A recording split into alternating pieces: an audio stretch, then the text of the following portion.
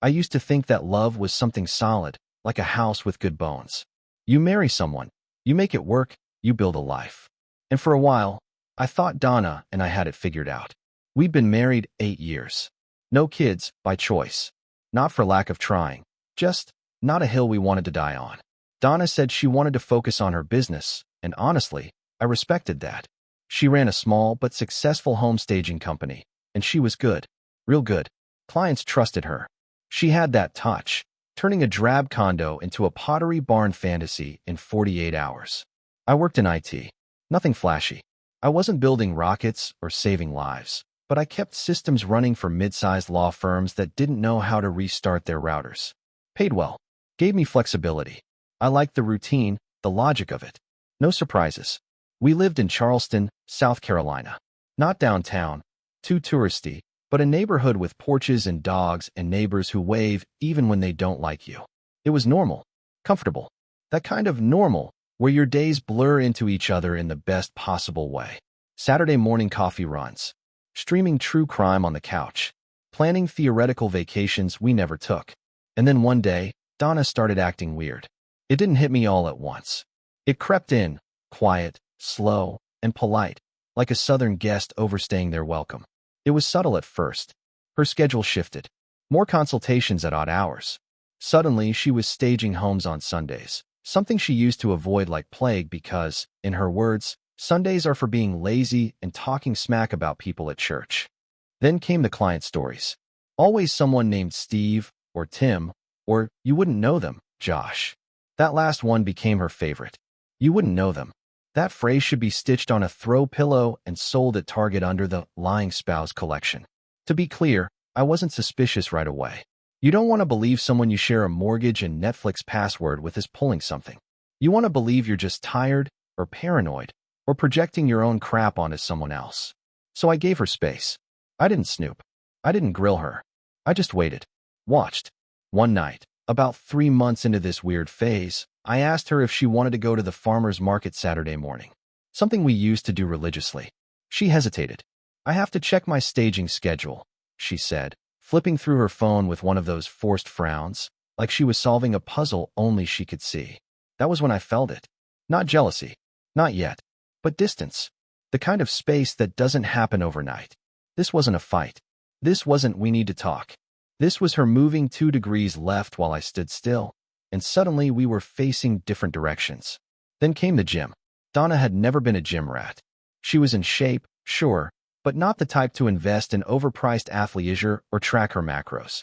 One Tuesday morning, she casually mentioned she'd signed up for a new HIIT class after work. I raised an eyebrow. Since when do you like HIIT? She just smiled, that tight, pleasant smile women use when they're trying to keep you out of something. Thought I'd try something different. Different. Right. From that day on, she started working out 3, sometimes 4 times a week. Always after work. Always with new leggings and a towel folded so precisely it looked like it came from a spa. She came home glowy, flushed, hair tied up, like a woman who'd been chased by something and enjoyed it. Still, I said nothing. Because what do you say? Hey honey, you're looking too fit. What are you doing, cheating? No, you don't say that. Because saying it means you're ready for the answer. But the tipping point came on a Friday night. We had a standing Friday night tradition. Takeout, TV, her feet on my lap while we argued about what to watch. That Friday, she didn't come home. Not right away, anyway. She texted around 6:15, running late, staging went long. Don't wait up. No apology. No suggestion to reschedule. Just a flat message like we were co-workers who double-booked a conference room. At 9:32 p.m., I heard the garage door open. Donna walked in wearing jeans and a fitted blouse, not her usual work clothes. Her makeup looked fresh, not end-of-day smudged. I sat on the couch, pretending to watch a rerun of The Office while my heart jackhammered. Hey, I said. Hey, she replied, walking straight to the kitchen. She opened a bottle of water and stood there, drinking like it was her alibi. No hug, no kiss, no sorry I missed our night. Good workout? I asked, keeping my voice casual. She paused for a beat too long. Didn't go. Had to fix a staging mess. The new intern forgot to steam the bed skirts. Right. Because bed skirts are more important than coming home to your husband. That night, I couldn't sleep. I laid there next to her in bed, staring at the ceiling fan spinning like it had somewhere better to be.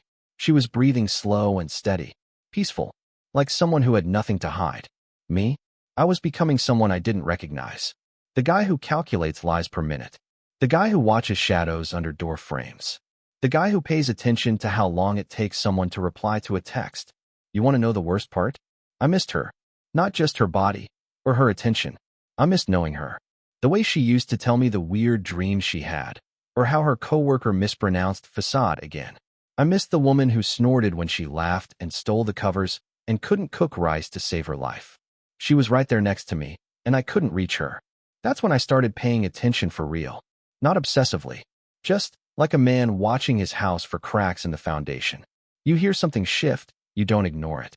You get down on your knees and check the walls. I noticed her laptop never left the staging office anymore. She used to bring it into the living room, browse through Pinterest while we watched TV. Now, it stayed locked in her workroom. The door always shut. She started getting deliveries, too. Little boxes with boutique names I didn't recognize. Just samples, she said. Textiles for clients. But when I peeked once, the box had a pair of heels in it. Donna hated heels. She once called them glamour traps designed by sadists. Then there were the receipts. Not physical ones. She was too smart for that. But I logged into our shared bank account one morning to check if the HOA fee cleared and saw 2 charges from the same day. One at a wine bar downtown and one for Uber at 11:47 p.m. She never mentioned either. So no, I didn't accuse her. I didn't scream or cry or pull some TV movie nonsense. I just watched. Because if I'd learned anything in IT, it's this. When a system starts acting funny, don't reboot it. Don't rush. Observe it. Let it expose the problem on its own. And believe me, Donna was about to crash. Hard. But not before I got every single detail. Because when the betrayal came, I didn't want just suspicion. I wanted certainty. And I wanted a front row seat. I wasn't planning to find it. Honestly, if you told me that a half-used yellow Post-it note would be the thing to unravel my marriage, I'd have laughed. That's not how affairs get uncovered. Not in real life. In real life, it's lipstick on collars, suspicious text messages, weird receipts, and, if you're really unlucky, some random guy sending you a DM that starts with, "Hey man, I think we need to talk." But no, I didn't get any of that. I got a sticky note. Let me back up. By this point, I'd been living in suspicion for about 6 weeks. Donna's mood swings, her schedule, the sudden gym obsession, her overprotective stance toward her laptop. None of it sat right. She was so careful, I'll give her that. No careless texts, no scent of cologne on her, no late-night calls. Donna was many things, but stupid wasn't one of them. We had this shared desktop computer in our spare bedroom. Donna used it for her design software when her MacBook couldn't handle some big rendering files. I mostly used it to manage our household finances or book travel we never took. That Thursday, I had a meeting get canceled last minute. Donna had left earlier, saying she had to rescue a staging in Mount Pleasant. She kissed me on the cheek like I was her cousin and floated out the door wearing those white jeans she only wore when she wanted attention. Not from me, mind you. Those jeans were for the world. I decided I'd take the extra time to clean up the spare room. It had started to look like a storage closet for Amazon Prime returns. Half-open boxes, folded drop cloths, fabric swatches. Typical Donna chaos. I picked up a stack of paperwork from the desk. Design invoices, fabric catalogs, color samples, and one random sticky note stuck to the back of a printer manual. For words. Handwritten. Tidewater, Saturday, 3 p.m. That was it. Now, here's the thing. Most guys would have shrugged. Or maybe they'd ask their wife casually, like, "Hey babe, what's Tidewater?" And they'd get some vague answer about a client consult or an antique market. And that would be the end of it. But I'm not most guys. Not anymore. Something about the handwriting. It was Donna's, no doubt. But the way the letters slanted slightly left instead of her usual crisp upright print, that told me she was in a hurry. And Donna never wrote in a hurry. She was one of those annoying people who wrote on post. It's like they were signing legal documents. I Googled Tidewater Charleston. Got a dozen results. A Tidewater yoga studio. Tidewater Marina. But the third one made my stomach knot. Tidewater Townhomes. Private community living in Mount Pleasant. A staging client? Maybe. So I went into Donna's email. I know. That's the cliché move I wasn't supposed to do. But remember, I didn't go through her phone. That's what everyone does. She had her laptop on lockdown like it contained launch codes. But the desktop? That was a communal space. Her Gmail was still logged in from the last time she printed a floor plan. And no, I didn't find a steamy thread with Steve smirking face or anything scandalous. What I found was a calendar invite. Open house consultation, Tidewater TH7, 3 p.m., 30 minutes. No client name, no address and the details, no follow-up email. Just one little clue, the name M.R. typed in the location field. I sat there staring at it. M.R. could have been anyone. A homeowner, a contractor, a realtor, a friend. But it didn't matter. The secrecy of it all was louder than the note. I could have stopped there. Should have. But instead, I made a decision. I drove to Tidewater. Saturday afternoon, 2:55 p.m., I was parked in a car I'd borrowed from my buddy Tony. The kind of beat-up Ford that wouldn't make Donna blink if she happened to glance out the window. Tidewater was a newer development. Rows of identical white and gray townhomes, perfectly landscaped, like Stepford had gone coastal. I pulled into a visitor spot and waited. At 3:02, Donna's SUV turned the corner. I ducked down and watched her pull into the driveway of Unit 7. She got out. She looked different, like she was playing a character. Sunglasses, hair perfectly done, wearing a long floral dress that I'd never seen before. She pulled a tote bag from the back seat, probably filled with color swatches and her trademark pop cushions, and walked up the steps. A man answered the door. Not a client. I knew that immediately. No handshake. No fake small talk. No clipboard. She kissed him. Not a cheek kiss. A kiss. Long familiar. I sat back in the seat and stared at the dashboard like it was going to explain everything. There it was. The moment. But oddly enough, I didn't feel what I thought I'd feel. I didn't feel rage. I didn't want to scream or throw something. I felt validated. Like the math had finally balanced. I left after 5 minutes. I didn't need to see more. By the time I got home, I had a plan. I wasn't going to confront her. Not yet. Not until I knew everything. So I did what any tech-savvy husband would do. I set up an automation. See, Donna was great with throw pillows.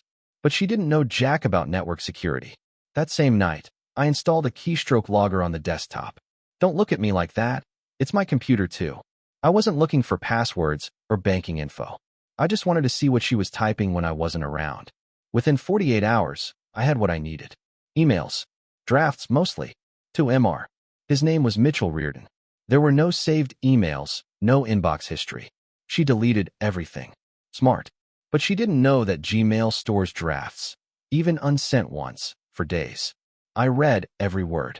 I hate lying to him, but I don't know how else to keep this alive. He's been so passive lately, I think he knows something. I'm scared he'll find out, but also scared of not seeing you. You make me feel alive. That one hit hardest. Not the usual affair stuff. Not, I'm in love, or I'm leaving him. Just, you make me feel alive. Like our life, the mortgage, the groceries, the nights watching Dateline. That was just some coma she was waiting to wake up from. I found out Mitchell worked in real estate. Of course he did. He wasn't just a fling. He was someone she'd met through me. He used to be the listing agent for a house we almost bought before she fell out of love with the neighborhood. Apparently, she didn't fall out of love with everything on that block. I printed the drafts. All of them. I made a copy of the Tidewater calendar event. I took photos of them kissing. I wasn't stalking her. I wasn't going to blow up her life. Not yet. Because I knew something she didn't. Donna thought she was the clever one. The planner. The architect of the new version of her life. She had it all laid out, right? Quiet exit. Smooth transition. Me, quietly stepping aside like a polite ex at a wedding reception. What she didn't know? I'd already made my move. And in 3 days, she was going to walk straight into it. She just didn't know it yet. I let her lie to my face one more time. I needed to hear it. Not because I had doubts, not anymore, but because I wanted to know just how deep she was willing to go. And she didn't disappoint. It was a Sunday night. We always did tacos on Sunday, mostly because it was the only dinner neither of us had to think about. Shells, meat, cheese, repeat. But this time, I made dinner alone. Donna got home late again. Something about a last-minute client panic in Somerville. She was wearing a denim jacket and a hint of lipstick, even though she never wore either when she was actually working. She tossed her bag on the kitchen bench like it owed her money and gave me that same practiced peck on the cheek. I asked her how it went. Oh, she said, pulling off her earrings. Total chaos. You wouldn't believe it. And there it was. That casual dishonesty. Like she was describing a scene from a show she barely remembered. Like none of it mattered. It was incredible how easily she said it. Like a reflex. Like breathing. I handed her a plate and said, "Eat up. You look hungry." She smiled and said, "You're sweet." If I was sweet, then why was she kissing Mitchell Reardon against the drywall of Tidewater townhomes? The rest of the night played out like nothing was wrong. I watched her from across the couch while she scrolled through Zillow listings, pretending she wasn't casing out places for her new life. She yawned a few times, made a point to kiss me goodnight, said, "Love you," in that automatic, near-whisper way people say it when they don't. The next morning, I went to work like usual, answered a few client emails, ate a bagel, didn't throw anything. Around 10:15, I texted Donna, "Hey, I was thinking I might swing by your storage unit later and grab my camping gear. That cool?" Now, here's the thing. There is no camping gear. I hate camping. The storage unit in question is her rented staging space, where she keeps fake fruit bowls and throw rugs in bins labeled with Sharpie. But I needed a reason to get her talking about it. She replied 6 minutes later. "Oh shoot, I'm meeting a supplier there this afternoon. Can we go another time?" A supplier. Right. I didn't respond. Didn't need to. Because I wasn't going to the storage unit. I was going to Tidewater. But not to spy this time. I wasn't playing detective anymore. I was playing prosecutor. At 2:45 p.m., I parked 2 blocks over and walked the rest of the way. I wasn't worried about her seeing me. Donna had tunnel vision when she was with Mitchell. I could have driven a clown car through the front yard and she wouldn't have noticed. I waited in my usual borrowed car, Tony's dented Ford, listening to the ticking of the dashboard clock. At 3:01, her SUV rolled into view. Perfect. I waited 5 more minutes, then walked up the path, past a row of near-identical units, and stopped in front of number 7. I didn't knock. I slid the manila envelope under the door. That envelope had everything: photos, screenshots, copies of her draft emails. It also had a letter, a short one, typed, not handwritten, just so there were no misunderstandings. It read, "You forgot to delete your drafts. You kissed him in broad daylight. I know everything. But here's the fun part, Donna. I'm not here to beg. I'm not here to fight. I'm here to let you choke on your own lies before I say a word. Let's talk tonight. I'm making salmon. Yours until 6:15 p.m. sharp. Joshua." I walked away smiling. That night, I cooked the salmon. Real quiet. No music. No TV. I even set the table. I wanted it to feel formal, like a dinner party you weren't ready for. I even used cloth napkins, something Donna always said was too fussy for weeknights. She came home at 6:09. I knew she'd read the letter. Her face gave it away. Her eyes flicked to everything: my shirt, the napkins, the plates, like she couldn't decide where the danger was coming from. She put her bag down gently. Too gently. I said, "Hey, dinner's ready." She sat. I poured wine. She took a sip. I didn't. I watched her. We didn't speak for the first 10 minutes. I let the clinking of silverware fill the space. Then she broke. "So," she began, like she was trying to open a negotiation, "I got your letter." "Did you?" "Yes. And I think," she paused, adjusted her fork, then continued, "I think we need to talk." I raised my eyebrows. "Talk away." Her voice cracked just slightly. "I didn't mean for any of this to happen." I nodded. "Sure. Mitchell just tripped and fell mouth first onto you." She flinched. "Good. It started during a consult," she continued, choosing her words like landmines. "He was going through a divorce, and we were both in weird places emotionally." I let out a short laugh. "Oh, so this is trauma bonding. How modern." Donna ignored the sarcasm and powered through. "I never meant for it to go that far. It just did." "How long?" 6 months. 6. That meant it started when we were still planning our anniversary trip to Asheville. And you were going to tell me when? "I don't know," she admitted. "I wanted to figure it out first." "Figure what out?" She looked me dead in the eye and said, "Whether I still loved you." There it was. The moment you realize your marriage was just someone's backup plan. That you were the guy holding the safety net while she rehearsed trapeze tricks with someone else. I sat back and said nothing for a long time. Just let it hang in the air. She started crying. Not sobbing.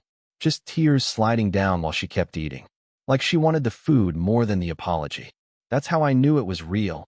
Not because of the guilt, but because she knew she couldn't fix it. I'm sorry, she whispered. Are you? Yes. No, Donna. You're not sorry. You're just caught. She didn't argue. I stood up, took my plate, and carried it to the sink. Then I turned and said, I know where you were today. I saw you last week. I know about the Tidewater unit. I know about the hidden drafts in Gmail. I know everything. She was frozen.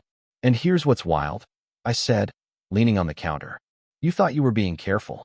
You thought I was too checked out, too safe, too boring to notice.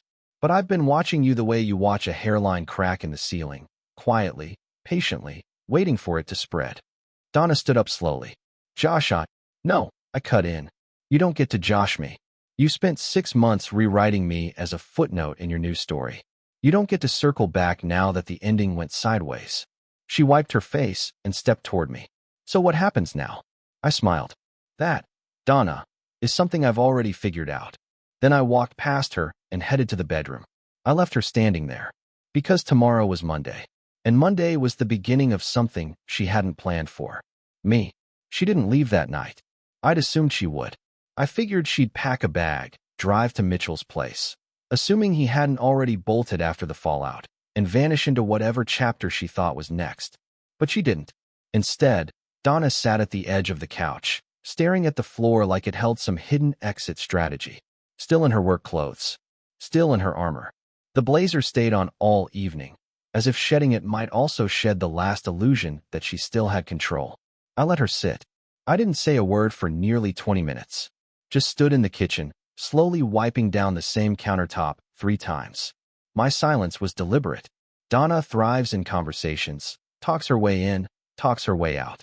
But silence, that's a language she never learned to speak. Finally, she broke. Is this it? She asked, voice low. You're done with me? I didn't look at her. That was your decision. I just gave it a closing date. She scoffed. Not loudly, just a soft exhale through her nose. A nervous tic she always had when things didn't go her way, but she still wanted to seem composed. Mitchell doesn't even want anything serious, she muttered. I let that hang there. She wasn't talking to me. She was talking at the air, hoping someone in the room would argue with her, reassure her. I didn't bite. Instead, I walked over to the chair across from her and sat down. I'm not here to scream, I said. Not going to ask you to explain away the photos, the emails, the post-it notes, or the 12 lies you told me in the last 2 weeks. I already know what you did. I just want to hear why. Donna's lips parted slightly, like she was about to default to a cliché. It just happened, maybe. Or, I didn't mean to fall for him. But even she knew that wouldn't fly. So instead, she went quiet. I leaned back in the chair, folded my arms. You owe me that, Donna. One honest sentence. One. She took a breath. Then another. And then she said, I got bored. There it was. Just like that. 3 words, clean and sharp, like a scalpel. Not angry. Not defensive. Just matter of fact. Like she was saying, we ran out of milk. Except the milk was our marriage. I got bored, she repeated. Not with you. Not entirely. With myself. With us. With how easy everything had become. You always made things too easy, Josh. I blinked, slowly. And that's a bad thing? She shrugged. At first, it was what I loved. The way you just handled things. No drama, no surprises. You let me run my business. You never got in my way. But after a while, it started feeling like we were roommates who didn't need each other anymore. You became so still. Still. I almost laughed. Not because she was wrong. She wasn't. But because of the irony. She married me for my steadiness. My predictability. My loyalty. But I guess in the end, the same qualities that build a house won't necessarily keep someone from looking out the window. I needed to feel something again, she continued. And Mitchell, he noticed me. He challenged me. He wasn't always available. It felt unpredictable, dangerous, like I was interesting again. I waited. That's it. I asked. You wanted to feel interesting? Donna's eyes darted toward the window, like she wished she could climb out of it and run from the conversation. No, she said. It wasn't just that. It's like, I got used to being seen a certain way. Smart, competent, professional. But not alive. Not hot. Not chaotic. Mitchell looked at me like I was capable of wrecking his life, and I liked it. I liked being dangerous. With you, I was always safe. And I thought that was enough. Until it wasn't. I sat in that. You can't fix that kind of logic. It's not logic at all. It's emotion disguised as justification. It's hunger pretending to be philosophy. And the worst part? I understood it. I'd gotten comfortable. Routine. I stopped noticing her the way I used to. She'd been pulling away for a year, and I told myself it was stress, that it would pass. I didn't ask questions because I was afraid of the answers. You could have told me, I said quietly, before it got here, before it turned into this wreckage. Donna gave a sad little smile. Would you have done anything different? I hated how fast my mind answered no. She stood up then, walked toward the window, arms crossed over her chest. Her reflection in the glass looked tired. The carefully kept hair, the designer shoes she was still wearing hours after she should have kicked them off, all of it looked forced. I didn't plan on hurting you, she said. I smirked. Yeah, well, you nailed it anyway. That made her flinch. I stood and walked toward her, stopping just behind. You know what's funny? I said. You were right. I did get still. I did stop noticing. But the worst part is, I never stopped loving you. Not even when I knew. She turned, her face unreadable. You could have left, I added. You could have told me you weren't happy. You could have walked out and started a new chapter with a clean conscience. But you didn't. You wanted the thrill without the cost. You wanted 2 lives. Donna sat back down, slower this time. Like her legs didn't trust her anymore. I don't know what to do now, she whispered. I looked at her, this woman I'd shared 8 years of grocery runs and shared bank accounts and inside jokes with. This woman who once told me she wanted to grow old on a porch swing next to me. You don't have to do anything, I said. I already did. Her eyes narrowed. What does that mean? It means the papers are on the table by the door. Signed. You'll find a draft of a press statement too, for your business. You can use it or not. Up to you. Donna looked over at the table like it might bite her. You're divorcing me? I nodded. With the same calm you showed when you kissed another man 5 feet from your SUV. She stood up again, now angry. So that's it. After all this time? Just done? No, I replied. Not just done. I let you explain. I let you lie. I let you fall. And then I let you see what it feels like when the steady man finally moves. Donna didn't cry this time. That part of her had burned out. She just stared at me with something worse than sadness. Recognition. She knew she'd lost. Not just the comfort. Not just the marriage. But the version of me who believed in her. Will you hate me? She asked. I shook my head. No. Hating you would mean I still gave you space in my heart. And I've got renovations to do. She let out a dry laugh. You think you'll find someone better? Not better, I said. But maybe someone who doesn't think love is supposed to feel like a fire drill. I walked toward the hallway, stopped once more to look at her. This was the final conversation, Donna. There's nothing left to explain. You chose your story. I'm just giving it an ending. Then I went into the bedroom and shut the door. She left an hour later. Quietly. No slamming. No sobbing. And when I heard the front door click, I knew it was over. Not just the marriage, but the version of me who would have begged her to stay. I didn't change the locks. Not right away. That's always the move in these stories, right? The guy discovers the affair, throws her stuff on the lawn, changes the locks, and updates his Facebook status to finally free. But I wasn't interested in theatrics. Donna didn't deserve a performance. She already had front row seats to one for the last 8 years. She left the next morning, packed up 3 bags and a box labeled office stuff, and walked out with the kind of stunned silence you only see after someone's finally run out of justifications. I watched her pull away from the driveway through the living room window. No music, no wave, no last look at the house we built together. Just her SUV turning the corner, and then nothing. And you know what? I didn't feel relief. I felt space. Real, crushing, echoing space. Like the emotional kind you get in the middle of an empty house with freshly vacuumed carpets. Because that's what this place had become, just a house. No more laughter bleeding through the walls. No more casual bickering over what show to watch. No more Donna flicking the light off in the hallway and forgetting to turn the thermostat down. Just quiet. But the kind of quiet that slowly grows into clarity. I took a week off work. Told my boss I needed time. He didn't ask questions. He's been through it himself. I guess it's something in the way you talk, like your words are holding back floodwater. He just said, take what you need. And I did. That first week, I didn't do much. I didn't rearrange the furniture or delete her Spotify playlists. I didn't burn old photos or throw out the mug she used every morning that said "Big Mood" in gold cursive. I just observed the aftermath. Like a detective returning to the scene not to solve the crime, but to finally understand it. On Wednesday, I found her wedding ring. It was in the drawer next to the sink. She'd taken it off before one of those last consultations. Just left it there like it was a grocery receipt. No note. No ceremony. Just metal and silence. I didn't touch it. On Thursday, I got a message from Mitchell. Yep, Mitchell. It came through Facebook Messenger, because of course it did. No subject line. Just a message that read, "For what it's worth, I didn't know. She told me you were separating. If I had known, I would have stayed away. I'm sorry, man." I didn't reply. Not because I hated him. Honestly, I didn't even feel anything toward him. He was just the echo of her choices. A prop in her midlife script. Probably thought he was the first guy to ever get wrapped up in a married woman's emotional confusion and thought he was saving her. He wasn't. By the time I got that message, Donna and Mitchell were already over. 2 days after she moved out, I got an email from her new Gmail address. "Josh, I know you probably won't respond, but I wanted to say I'm staying at my sister's. Mitchell and I agreed to give each other space. Things got complicated, and I need time to figure out what I want." Translation: the fantasy collapsed the moment it had to start paying rent. Again, I didn't reply. Friday morning, I took down the photo over the mantel. Our wedding day. Her in that off-the-shoulder dress, smiling like she was in a toothpaste commercial. Me, awkward and stiff in a navy suit that didn't quite fit right. That photo had been there 8 years. It had become part of the wall. I replaced it with a framed print of the Blue Ridge Mountains. Something peaceful, remote, unreachable. That night, I started something new. I grabbed a legal pad and a pen and started writing. Not letters, not journal entries. Just thoughts. Not poetic ones. Real ones. Sharp-edged truths I hadn't let myself say out loud.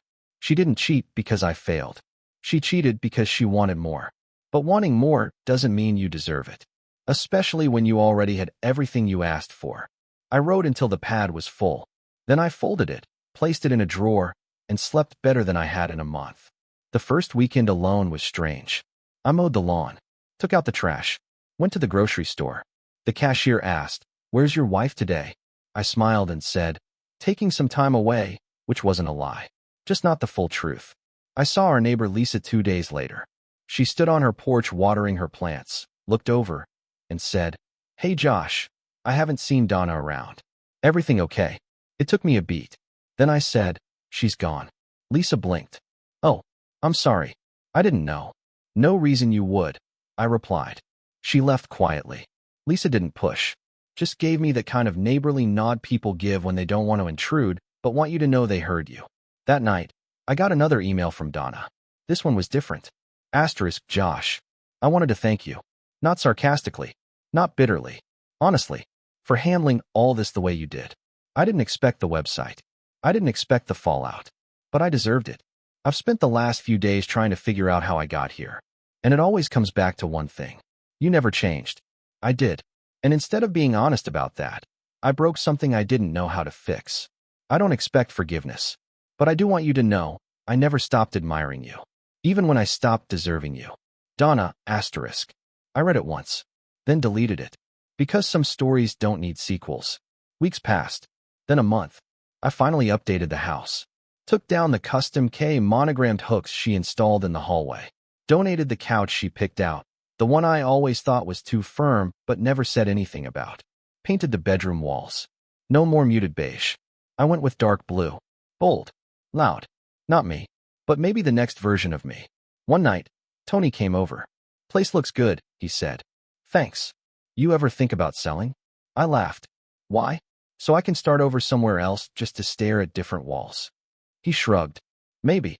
Or maybe so you don't have to keep walking through her footprints every day." I didn't answer right away. Then I said, "I don't mind the footprints. I just mind not seeing them coming." It's been 4 months now. I still see Donna around town sometimes. Once at a home decor store. Another time at a gas station. She looks smaller. Not physically, just less sure of herself. Like someone whose GPS rerouted and never recalculated. She never approaches me. Just watches from across the aisle or the parking lot. Like she's wondering if I'll smile. I don't. Because the truth is, I don't hate her. I just don't know her anymore. The house is quiet these days. But not empty. Sometimes I cook and eat dinner on the porch. I read more. I take longer showers. I don't tiptoe around moods. I don't wonder if I'm boring. I don't worry if I'm enough. I know I am. Because I loved fully. I stayed loyal. I showed up. And when it was time to walk away, I did it with dignity and a little bite. Some say revenge is best served cold. Me? I think it's better served calmly, precisely, and with an aftertaste they'll never forget. And Donna? She's still chewing. The end. Subscribe to the channel